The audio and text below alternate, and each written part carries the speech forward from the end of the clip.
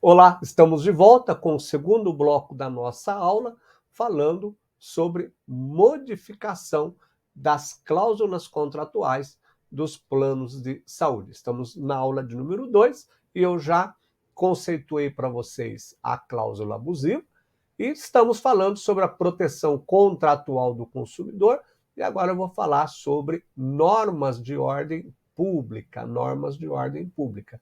Está, né, tanto as normas de ordem pública e as normas de interesse social, anotem aí, estão no artigo 1º do Código de Defesa do Consumidor. Então, a gente está sempre fazendo um paralelo aí, né, entre o Código de Defesa do Consumidor e a Lei 9656 de 98, que se refere planos de saúde, assistência à saúde e também assistência odontológica, ok? Muito bem. Então, professor, o que é essa ordem, né? Lá, normas de ordem pública, são as chamadas também normas de ordem cogente, ou seja, aquelas que não podem ser modificadas pelas partes. O consumidor, ainda que assine uma cláusula contratual que tire um direito dele, mas isso é uma norma cogente, essa cláusula será considerada absolutamente nula. O senhor deu um exemplo. Vamos imaginar que ele vá fazer um seguro de vida e o seguro de vida coloca que se houver alguma divergência entre o contrato, ele não poderá discutir judicialmente esse contrato. Ele só poderá, por exemplo, levar para o juiz arbitral. Ou ele não poderá requerer pleitear uma indenização. Isso são direitos inerentes ao consumidor. Então, qualquer cláusula que diga ou que retire do consumidor esse direito ofende a norma cogente. Então, a norma cogente é a norma de ordem pública. A norma de ordem pública é aquela que é imperativa, ela pertence ao consumidor e o consumidor não pode abrir mão. E o que é interesse social? Você sabe que existe algumas ações judiciais, principalmente no direito médico e da saúde, sobretudo aqui no direito da saúde, que não se discute, por exemplo, interesse somente do consumidor, não só do beneficiário, é um interesse social, é um interesse que diz respeito a todas aquelas pessoas que estão naquela mesma situação jurídica. Vamos imaginar aumento por faixa etária a partir de 59 anos de idade. Isso interessa só para aquele consumidor, aquele beneficiário que está discutindo a matéria, ou isso interessa para todos os consumidores? Claro que isso interessa para todos os consumidores. Se eu vou discutir, por exemplo, que numa negativa de tratamento existe aí a possibilidade de se pleitear um dano moral in rea ipsa, será que essa discussão pertence somente àquele consumidor ou era de interesse social? A pessoa que é dispensada do trabalho, ela é dispensada do trabalho sem justa causa, ela pode permanecer no plano de saúde da empresa ou ela é obrigada a contratar um plano de saúde por conta própria quando ela se aposenta? Então, são questões, por exemplo, do artigo 30, 31 da Lei 9656 de 98. Como é que fica essa situação? Você percebeu? Então, são questões de interesse social. Às vezes, aliás, já dou uma dica para você. Quando a gente vai interpor recurso especial, o recurso especial, você sabe que ele tem 4 elementos essenciais, não é isso? Inclusive, eu sempre digo, está lá no meu livro, Prática Forense em Direito Processual Civil.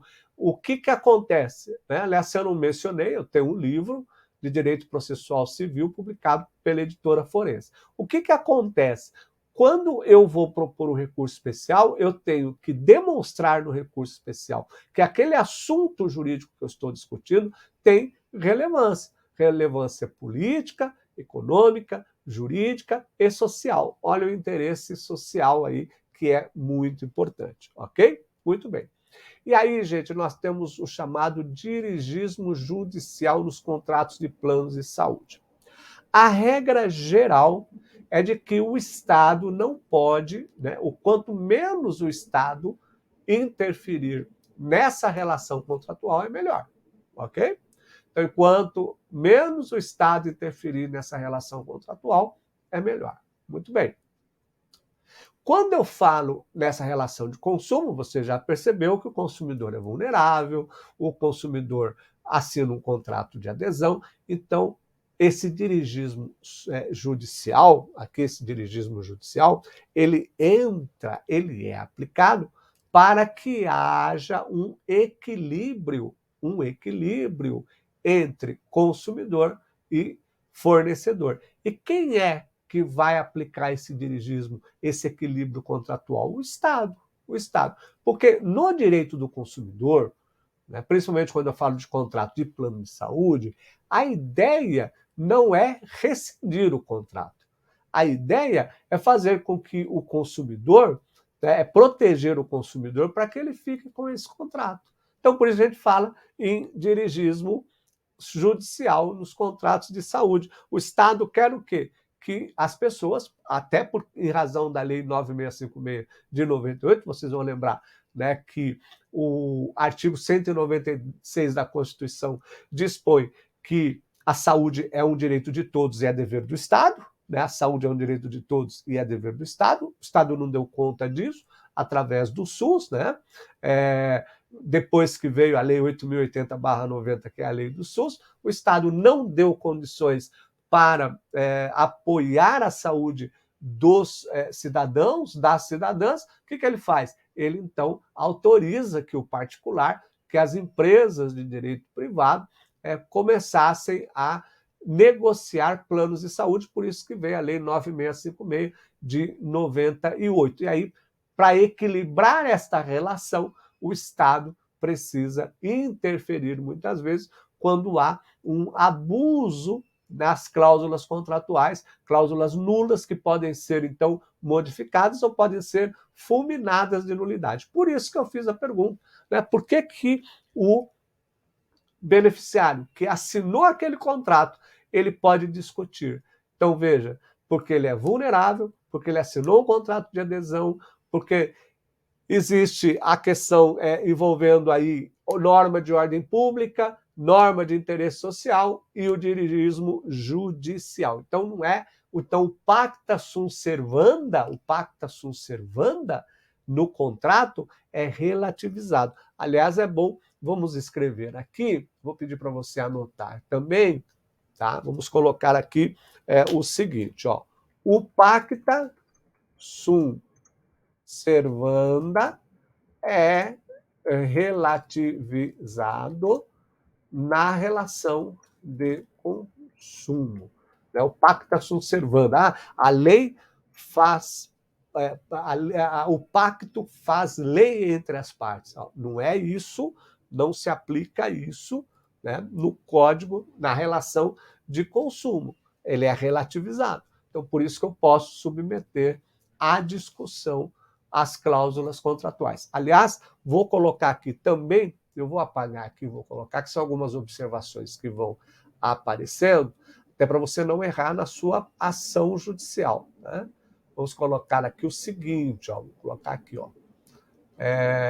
Atenção, anotem aí, ó. Atenção, ó. Não se pode propor ação judicial para anular o contrato, mas apenas, né, vou colocar aqui, mas apenas a cláusula contratual. Tá? Pode só, lembre lá que o artigo 51 do CDC dispõe de forma clara que é nula o quê? É nula a cláusula contratual. Bom, professor, então eu não posso discutir essa cláusula contratual, não posso discutir a cláusula, o contrato, não, você não pode discutir. Se for discutir o contrato, você entra com a ação rescisória logo. Não vou discutir, rescindir o contrato. Como existe o dirigismo social, que a ideia do dirigismo social é manter o contrato, porque se eu mantenho o contrato, eu mantenho o quê? O negócio, eu mantenho o negócio jurídico, a relação comercial, o dinheiro está fluindo, o dinheiro está lá no mercado, percebeu? Então, nesta relação, eu quero que o contrato permaneça, ok? Muito bem. Então, você já fez essas anotações. Agora sim, qual que é a diferença entre modificação e revisão de cláusulas contratuais nas relações de consumo? Está lá no artigo 6º do Código de Defesa do Consumidor, tá? E eu vou já colocar aqui. Quando eu falo, deixa eu ver se eu coloquei, tá, vamos ler o artigo 6º, que ele vai ficar até mais fácil para eu poder explicar para vocês. O artigo 6º, inciso 5º do Código de Defesa do Consumidor, dispõe o seguinte, ó: são direitos básicos dos consumidores, inciso 5º, a modificação das cláusulas contratuais que estabelecem prestações desproporcionais ou sua revisão em razão de fatos supervenientes que as tornem excessivamente onerosas. Então, vamos dividir aqui em duas partes: a modificação das cláusulas contratuais que estabeleçam prestações desproporcionais. Então, essa daqui é a primeira parte, tá certo? Vamos colocar assim, primeira parte. Ou sua revisão em razão dos fatos supervenientes que as tornem excessivamente onerosas. Então, se você ler o artigo 6º, você vai perceber que ele traz, então, e esse ou aqui é uma conjunção, né, coordenativa alternativa. Ou você vai pleitear a modificação, então, a modificação, ok? Ou você pleiteia a modificação, ou você pleiteia a revisão. Não dá para você propor uma ação judicial pleiteando a modificação ou a revisão, porque aqui é exclusivo. Quando eu falo exclusivo, quer dizer que essa conjunção é de exclusão. Ou modificação ou revisão. No direito da saúde, tá, a gente não vai propor ação revisional. Por quê? Ah, professor, mas eu já li lá, ação revisional de cláusulas, está errado. Tá? É uma ação de nulidade ou uma ação de modificação de cláusula. Revisional, não. Né? Porque a revisão, você vai perceber, você vai ver, que ela existe o quê? Ela existe em função de quê? De um fato superveniente que as torne excessivamente onerosas. Tá? Então, vou aqui rapidamente colocar o seguinte para você já começar a formar também o seu conceito. Então, deixa eu apagar aqui. Vamos colocar primeiro o conceito, né? O que é a modificação. Então, vamos colocar aqui o seguinte, ó. Vamos colocar aqui, ó. Pá, isso, ó. Modificação. Modificação. Ó, a cláusula contratual já